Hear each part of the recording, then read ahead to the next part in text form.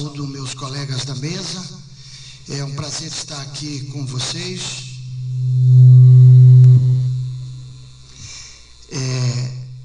É a primeira vez que eu venho aqui nesse nosso campus Anísio Teixeira.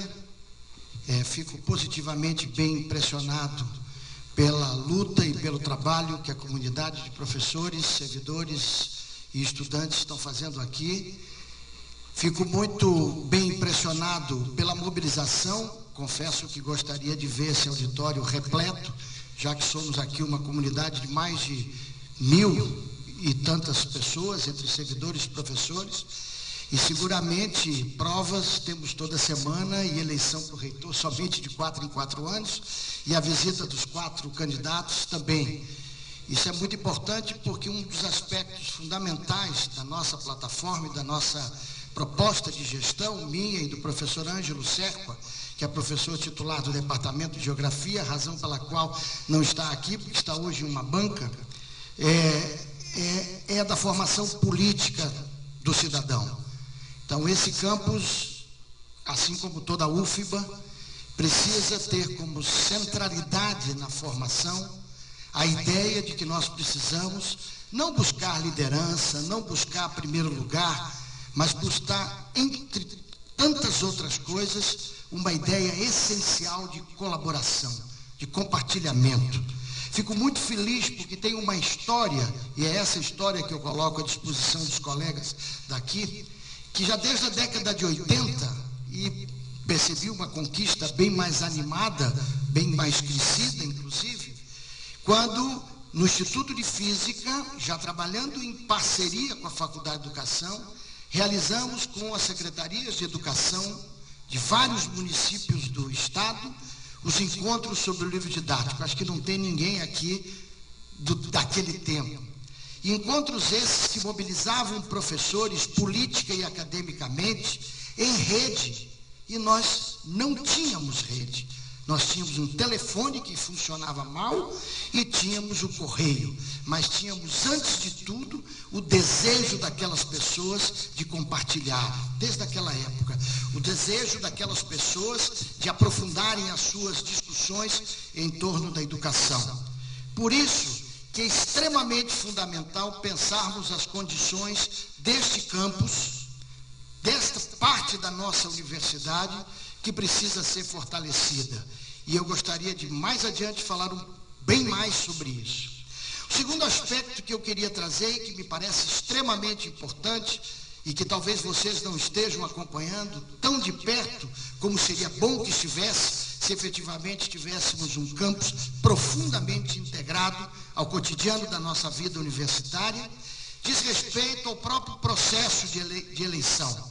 Eu fico muito feliz que os colegas começam a incorporar várias das expressões e das ideias que a gente vem anunciando e vem defendendo ao longo da vida, nas nossas batalhas, no nosso ativismo em defesa da educação pública nesse país.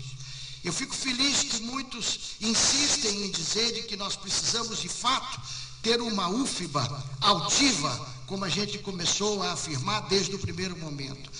E gostaria muito que estivéssemos todos com o compromisso de regulamentar esse processo eleitoral. É fundamental que esse processo eleitoral seja regulamentado no sentido de que, primeiro, as regras sejam claras do uso da máquina, do financiamento de campanha e, em última instância, da definição da autonomia da universidade, que a eleição se encerra com o fim da eleição. Ou seja, que nós não precisemos fazer esta consulta para depois ser referendada pelo colégio eleitoral. Nesse sentido, e para dar logo o exemplo, porque nós, como professores pesquisadores, que nos propusemos a candidatos a administrar a mais antiga Universidade Federal do nosso estado, no nosso site da campanha, na nossa página da campanha, desde o primeiro dia e desde a outra campanha em 2006, os colegas podem encontrar a planilha com os custos da nossa campanha. É a primeira vez que estamos aqui, porque não estamos em cargos administrativos, nem temos recursos para vir aqui com mais frequência, antes de vocês nos darem o privilégio de ser reitor e vice-reitor dessa universidade.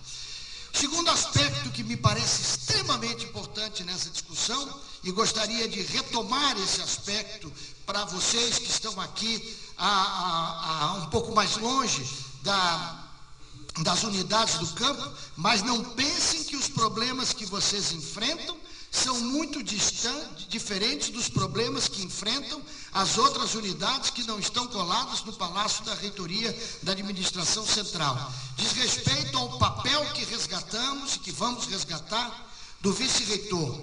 Para nós é fundamental compreender o vice-reitor não como um tocador de obras, mas sim como uma liderança acadêmica e política que, junto com o reitor, vai administrar a sua equipe e tentar, porque isso é de uma cultura, evitar que seja necessário para a resolução de qualquer problema, telefonemas e contatos imediatos de primeiro grau com a alta cúpula da universidade.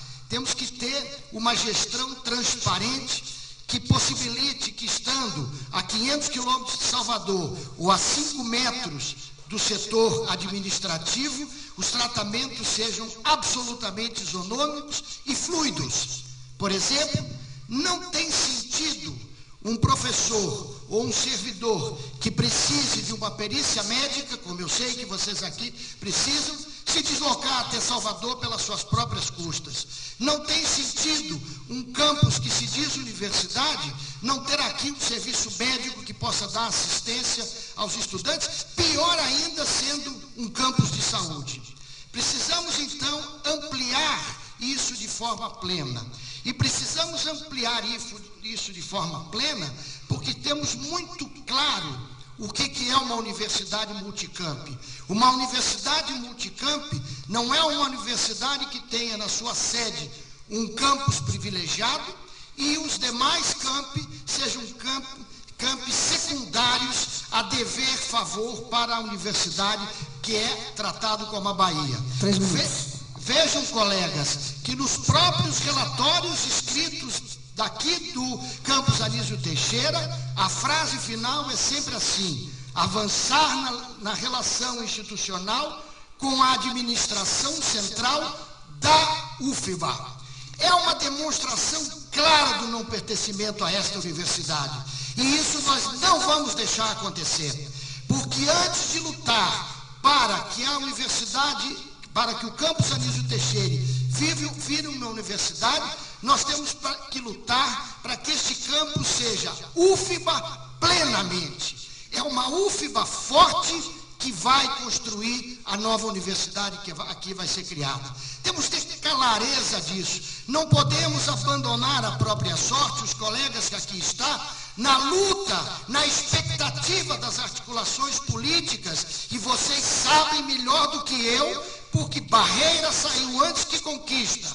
Porque as articulações políticas que garantiam, e eu estava no Conselho Universitário acompanhando tudo isso. Nós só vamos ter o campus Anísio Teixeira como uma universidade forte quando tivermos aqui, efetivamente, um campus Anísio Teixeira forte.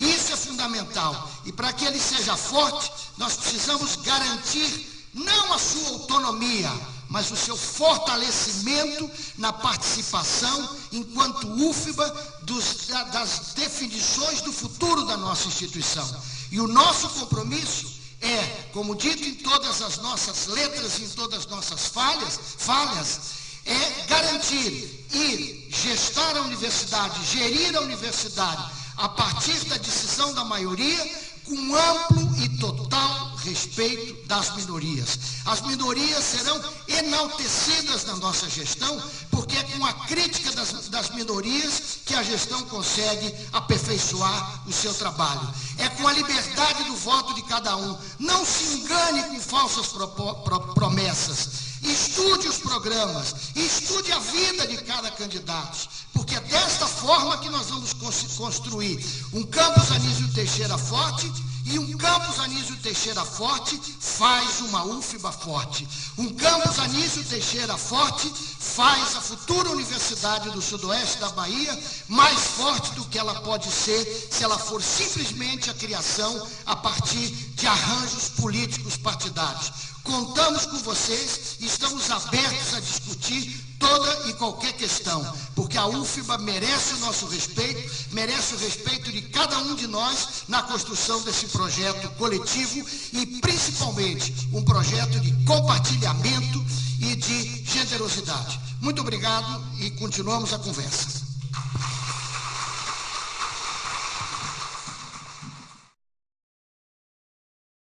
Eu vou começar respondendo as perguntas mais específicas, mas vou fazer uma pequena e brevíssima introdução, que não esperem de candidato a reitor propostas concretas no sentido de dizer vou construir, vou fazer, vai fazer, porque essas questões são claras, que serão decididas no coletivo dos conselhos, serão enfrentadas com todas as dificuldades relativas à burocracia que nós temos que lutar contra. Por exemplo, o senhor Disseu acabou de dizer que o reitor pode passar uma procuração.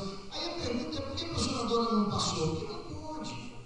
Porque senão, se eles estão na gestão e não passaram, a pergunta é fazer por que não passou? Se é tão simples assim. Porque não pode, porque nós não temos autonomia nenhuma. Então a nossa guerra, e é guerra, a palavra não é outra, é contra essa burocracia que não deixa isso acontecer. Eu fico me perguntando aqui, eu sou candidato a reitor, adversário histórico dos últimos 12 anos. Eu tenho uma história de vida na universidade com o professor Helena Azevedo, com o professor Felipe Serpa, com o professor Luiz Filgueiras, com o professor Alice, depois eu mesmo, com o professor Disseu, vice nosso, fui adversário do projeto do professor Almar. Eu pergunto a qualquer um de vocês, algum desses reitores que eu fui adversário não queriam acabar as obras? Fizeram de propósito acabar sua gestão sem concluir as obras? Então, pelo amor de Deus, nós vamos simplificar um debate da importância do debate para a reitoria da universidade. Então, eu não posso dizer, Sandra, com toda a vontade que eu teria, que no dia 18 de agosto eu subirei junto com o professor Ângelo a reitoria da universidade e no final de dezembro o serviço médico vai estar instalado aqui. Não vou dizer isso. Não sou irresponsável, nunca fui e não serei. Eu quero sair no dia 22 com a cabeça erguida, do mesmo jeito que entrei há 8 anos atrás na eleição e do mesmo jeito que estamos nessa eleição com todos os colegas que estão no nosso movimento da Chapa 2. Então fiquem tranquilos. Perdemos votos se a expectativa for dizer que o serviço médico vai estar implantado. Então nós vamos lutar. E tem luta simples. Um acordo entre o IFBA e a UFBA conseguiu contratar lá um médico e usar, estou certo, professor Orlando, e usar a sala daqui para ter um médico para as duas instituições federais.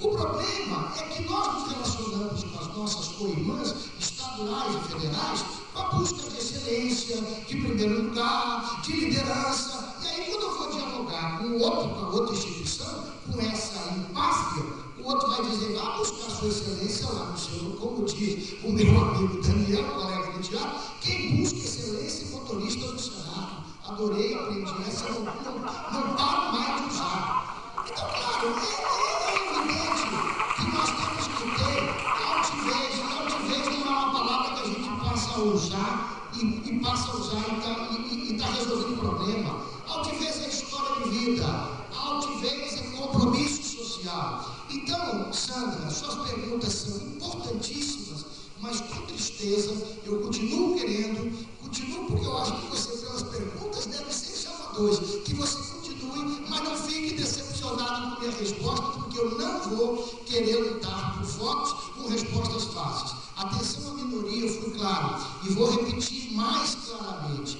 Nos conselhos superiores e nas próprias eleições, nós temos a votação da maioria e elas vão definir os rumos da instituição. Porém, as minorias que perderam têm que ser valorizadas, não são inimigos, não. Eu usei a palavra clara, são adversários. Ou seja, temos aqui projetos políticos diferenciados, concepção de universidade diferente. E é importante que a gente acuce essas diferenças. E vocês vão escolher qual concepção de universidade vocês acham que mais se adequa ao que nós queremos da UFBA. E terminada a eleição, todos os meus colegas e amigos do passado continuarão no futuro, porque todos que estão aqui com como é o nome desse negócio, a praguinha do outro candidato, não são meus inimigos, não. Estão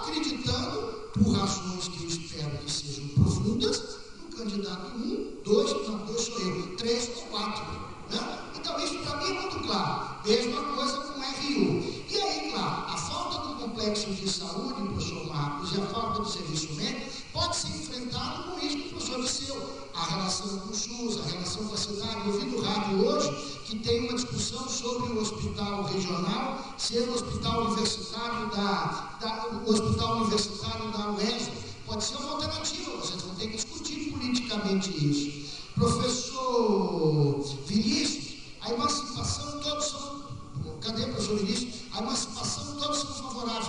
É verdade.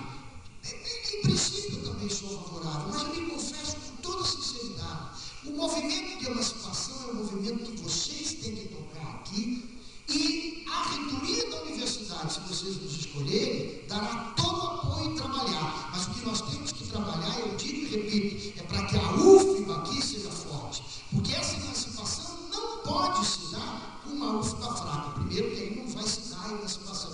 Ou seja, não vamos criar a universidade. E nós temos que, então, avançar, não só no campo de prática na área da saúde, mas também na implantação deste campus, um campus mais amplo que apenas um campus de saúde, já que a universidade, já que o resto dos outros campos estão lá em Salvador, porque nós somos multicampo também lá em Salvador. O que eu quero dizer, nós temos que avançar nos projetos de vocês, que eu não sei por que o Conselho não foi submetido ao Conselho Universitário ainda, no curso de arte, educação física e serviço social, porque pelas informações que eu tenho, vocês já elaboraram de hoje. Por que não foi encaminhado?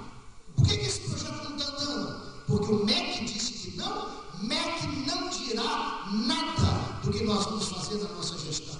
Nós temos autonomia e vamos garantir essa autonomia de qualquer jeito. Agora, campus da universidade não é autônomo. Ele tem que ser fortalecido.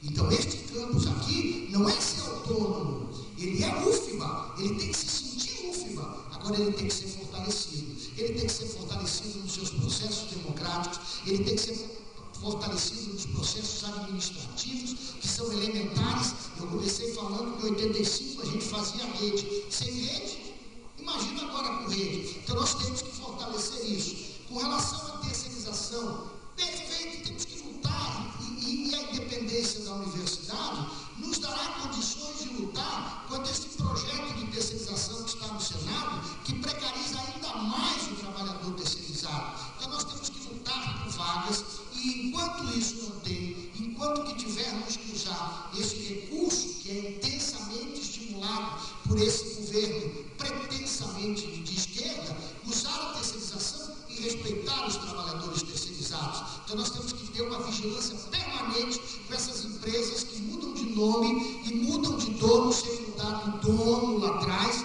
e que tiram as férias dos servidores, tiram os direitos trabalhistas, e isso nós não podemos avançar nisso. A expansão de qualidade, ela terá que ser feita sim. E os dados foram apresentados e vocês conhecem. Nós expandimos a universidade sem servidores técnicos administrativos. Portanto, expandimos a universidade em cima das nossas costas. Passando no conselho universitário 12 horas por semana para atingir uma meta. Não esqueçam, colegas, este sistema que o governo está falando, está fazendo do chamado contratos de gestão, vale para a EBSER, vale para a Reúne, tem um nome que ninguém usa, mas tem que ser dito, chama chantagem. Significa dizer, ou você adere a esse modelo neoliberal, ou você não tem recurso orçamentário. Nós temos que enfrentar isso com dignidade. E o orçamento é finito, então nós vamos ter que trabalhar claramente para pensar que a expansão da universidade não pode se dar às custas do trabalho dos professores. Temos que ter uma proximidade com os movimentos sociais para garantir mais verbas para a educação pública. E aí eu insisto em dizer, espero as respostas que eu tenha dado a todas elas, e termino dizendo, temos que ter muita clareza de que a única forma de nós ampliarmos a universidade pública nesse país é não deixando o Congresso, nas leis que está aprovando, tirar a palavra pública do apoio à educação, porque aí o dinheiro vai todo para o sistema privado. Nós temos que garantir essa luta, e essa luta a gente só consegue se nós tivermos uma forte relação com a cidade, há uma forte relação dos movimentos sociais. E nesse sentido, na questão da ampliação da nossa universidade, nós não temos que sair atrás apenas de espaço para essa universidade. Este campus da UFBA tem que articular com a Prefeitura e com a Câmara dos Vereadores para que contemple o plano diretor dessa cidade a expansão da universidade. E não simplesmente saindo atrás de terreno para colocar a UFBA. Nós temos responsabilidade com a cidade de Vitória da Conquista e eu tenho absoluta certeza que vocês têm essa responsabilidade, porque vocês aqui estão, vocês aqui são moradores e cidadãos desse lugar. Então, é fundamental que essa expansão se dê articulado com a responsabilidade que tem com o plano diretor de Vitória da Conquista.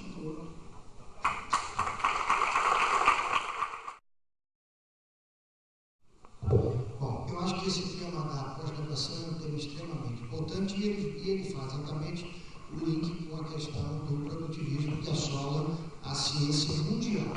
Também é importante a gente ter bastante claro isso. Eu concordo, professora Thelma, que a questão da distância pode atrapalhar e, de certa forma, isso não deveria ser, porque da mesma forma que Flávia levanta a questão das disfunções administrativas, quer dizer, nós temos hoje as possibilidades, eu sei que vocês aqui ainda estão com problemas sérios do ponto de vista de conexão à internet, mas é implantar sistemas com certificação digital e viabilizar tudo isso. Quer dizer, os processos burocráticos da FAPESP e do MEC, tem um projeto financiado com o MEC que você preenche tudo online, depois tem que imprimir tudo, assinar todas as folhas e mandar para o SEDEX para Brasília. Quer dizer, no tempo que nós estamos falando em certificação digital, você fazer esse tipo de coisa é absolutamente inconcebível. Ao mesmo tempo que você faz com o CNPq, que mesmo o governo federal faz tudo e não encontra ninguém. A gente, quando encontra os servidores do CNPq nos congressos, a gente encontra e diz, você que é o josenilson@cnpq.br, porque na verdade a gente já vira íntimo da pessoa e nunca encontrou, nunca foi atrás de ninguém. Então, a questão da distância, professora Thelma, eu perdi onde ia contar. A questão da distância é grave, mas eu não digo por sinceridade, ela é grave para nós lá também, que tem uma rua para atravessar. E o que é inadmissível é a gente ter que ir mendigar a um pró-reitor, a um funcionário técnico-administrativo, a um servidor técnico-administrativo, que vai resolver um problema desse. Quer dizer, ou nós avançamos nestas políticas de informação e comunicação da universidade, ou nós não vamos ter condições de avançar em nada disso. Vocês vão continuar reclamando aqui, a gente vai continuar reclamando lá, e tenho certeza, todas essas questões que vocês levantam são as mesmas que nós levantamos. Eu desisti de submeter projeto à FAPESP. Desisti. O último projeto da minha área que estava aberto foi adiado 5 vezes. Por quê? Justamente. E aí, justamente, as amarras burocráticas estão cada vez maiores em nome de diminuir a corrupção. Coisa que a gente, aliás, é só nos jornais de hoje, em Feira de Santana, né, que a gente está vendo que não está acontecendo isso. Então, ou seja, nós não conseguimos. Agora, esta luta é uma luta política de todos nós. Já foi mencionada a luta na CAPES, eu queria trazer a luta que a SBPC vem fazendo para um código de ciência e tecnologia.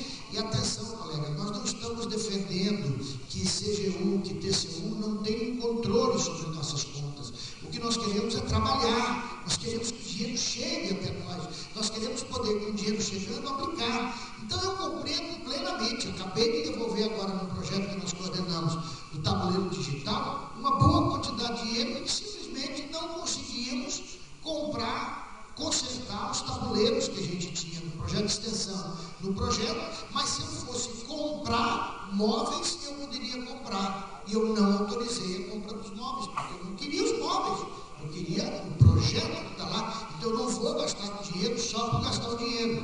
Então isso é um absurdo. A questão dos editais internos também levantados é uma coisa impressionante, quer dizer, a política dos editais, que é uma política adequada no sentido da democratização, virou um inferno na vida da gente. Quando você pedir uma passagem para ir para o Congresso, tem que participar de um edital. Então temos que simplificar esses processos e nós temos insistido no nosso programa que isso é algo que tem que ser atacado com veemência.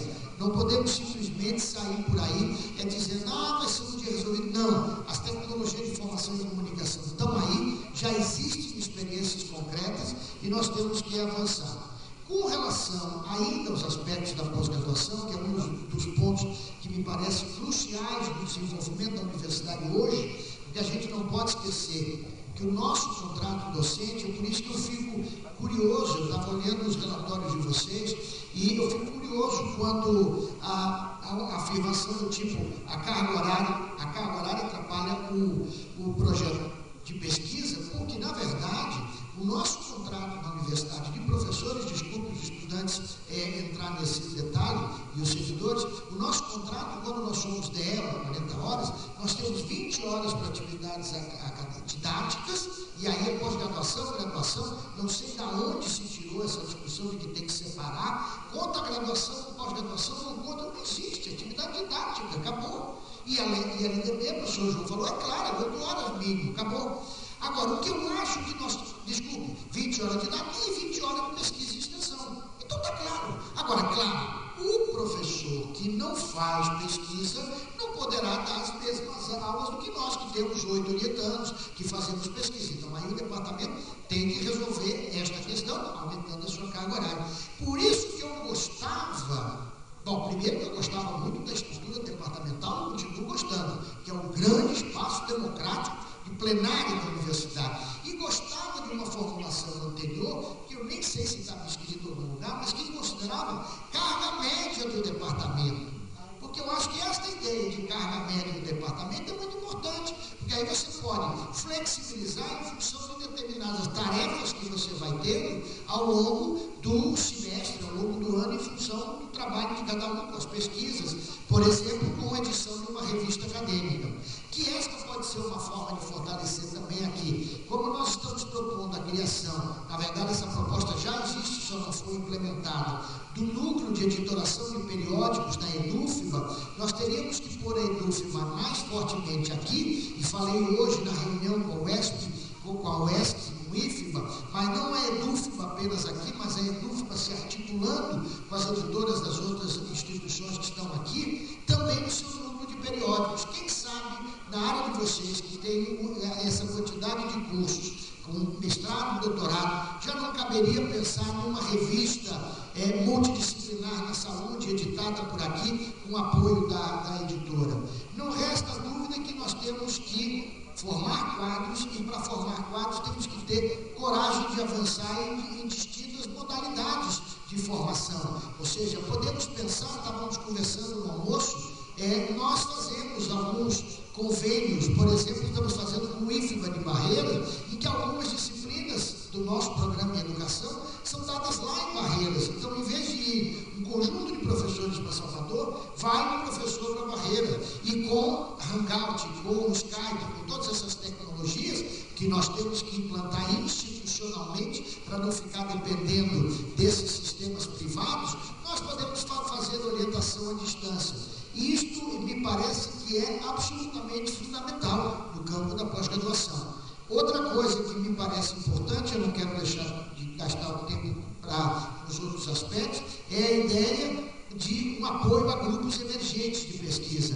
Hoje nós temos uma política comandada pelas políticas de pesquisa e de pós-graduação de CAPES e CNPq, que não nos podemos esquecer que são os nossos colegas que estão lá, são professores universitários, que privilegiam os privilegiados. Então nós temos que fazer uma política compensatória de tal forma de privilegiar aqueles grupos emergentes, no sentido de que, com esse privilégio, nós tenhamos, de novo, sem a perspectiva de estar na frente ou estar atrás, um crescimento coletivo da ciência brasileira, que é o que nós estamos buscando. Com relação, Flávia, no bloco anterior, que eu não tive tempo de mencionar, a questão do assédio, eu acho que são todas políticas que nós vamos ter que enfrentar, e isso já foi mencionado por todos os colegas, são mudanças de cultura, quer dizer, nós vamos ter que ter rigor com as infrações ligadas à questão de assédio, de discriminação, e nesse particular, quando eu falo apoio às minorias, são todas as minorias, LGBT, todas as minorias, quer dizer, todas as minorias têm que ser enaltecidas na universidade, porque a universidade é o espaço da diferença. Aliás, por isso a nossa chapa se chama Autonomia e Diferença, nesta perspectiva de ampliar a participação dessas minorias que serão fortalecidas. políticas para a mulher e que, obviamente, nós temos os dados mostrando que a ciência brasileira é essencialmente masculina. Então, temos que ter avanços com relação a isso. Professora Edilene, absolutamente fundamental sua questão com relação à formação dos professores de exercício e das licenciaturas. E aí, novamente, nós não podemos estreitar a nosso projeto de crescimento do campus Anísio Teixeira, simplesmente colocando licenciaturas que o IFBA já tem, que a UESB já tem. Ou seja, nós temos que articular e pensar a região de que forma nós podemos começar a ampliar estas outras áreas, como eu falei no outro bloco, e com isso fazer uma política de complementação para as ofertas de profissões, ofertas de formações na região. E não resta a menor dúvida de que nós temos que avançar com a responsabilidade com o ensino público. Patrícia, professora Patrícia, eu acho, né, que veio escrito, eu não conheço e temos mais interesses em conhecer todas as deficiências. O que a gente conhece é a partir do que estão disponíveis. Como eu disse, eu nunca tinha vindo aqui, porque meu trabalho é no Vale do Canela, na Faculdade de Educação, não estou na administração. Agora, teremos todo o interesse em conhecer, e não apenas durante a campanha, mas durante toda a gestão, porque eu acho que a reitoria, a administração central, tem que estar aberta para todas essas demandas.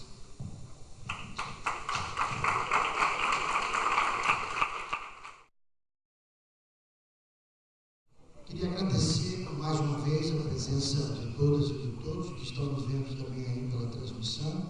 Dizer que uma das nossas ideias para a democratização da informação e para fazer com que a nossa comunidade possa participar mais intensamente é justamente a possibilidade de transmitir diretamente as sessões dos conselhos pela web e garantir que as atas e os atos sejam imediatamente publicados, de tal forma que a gente possa ter a clareza do que cada conselheiro votou, de como os conselhos se comportam, de como os conselhos decidem, e, mais do que tudo, criar canais permanentes de comunicação. Comunicação essa que pode ser uma comunicação entre um prédio de um lado para o outro, entre um departamento para o outro, mas pode ser de Salvador para a Vitória da Conquista. Acreditamos que a nossa universidade ela tem uma carência enorme de uma política de informação e comunicação, e isso nós faremos no sentido de fazer com que a própria universidade se conheça e a sociedade conheça mais a própria universidade. Observem que a ação do campus Anísio Teixeira é muito pouco conhecida na parte da UFBA que está em Salvador. E isso é importante acontecer porque é só assim que nós estaremos efetivamente tratando uma universidade como um conjunto e não como uma confederação de escolas isoladas. Com relação aqui ao nosso campus Anísio Teixeira, a ideia é justamente flexibilizar e facilitar todos os processos administrativos, buscando uma luta em conjunto com os professores e as professoras, os estudantes, os servidores aqui de Conquista, no sentido de fortalecer esse campus como um campus universitário que possua cursos em todas as áreas, que desenvolva pesquisa e, principalmente, que tenha a condição de fazer uma extensão consolidada, de forma a poder atuar na região, em todos os dois territórios aqui da região, de tal forma, efetivamente, quando da construção desse grande projeto da Universidade Federal do Sudoeste, ele possa efetivamente refletir a demanda de toda a comunidade expressada no seu projeto de universidade.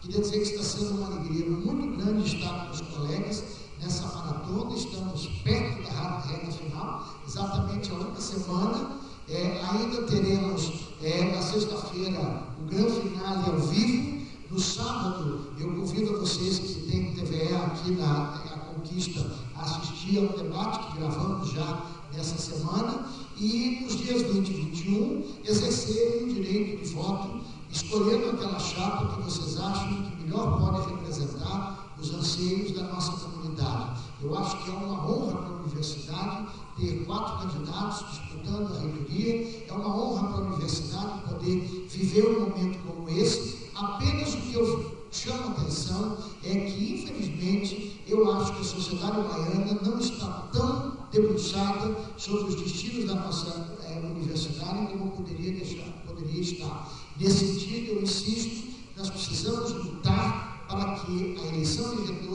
reitor se encerre dentro da universidade e tenha uma regulamentação para que a gente não fique nesse jogo de faz uma consulta, depois vai para o conselho, para os conselhos, que é a comissão eleitoral, lá se faz um arranjo, todos aqui já se comprometeram em quem não for o primeiro não estará submetendo seu nome ao conselho, ao colégio eleitoral. Isso é importante que a gente tenha um jogo muito limpo. Não que esse nosso jogo, ao fazer isso, seja sujo, mas porque se nós não fizermos isso, nós entregamos a decisão do futuro da universidade ou para o colégio eleitoral ou para o ministro que vai escolher entre três. E como o gato escaldado tem medo de água fria, nós já vivemos isso por 2 vezes. Uma delas, a pior, o interventor, que teve 0,% dos votos, foi o quinto colocado e foi nomeado reitor da nossa universidade, e vivemos momentos muito ruins naquele período. Queremos um momento de muita alegria,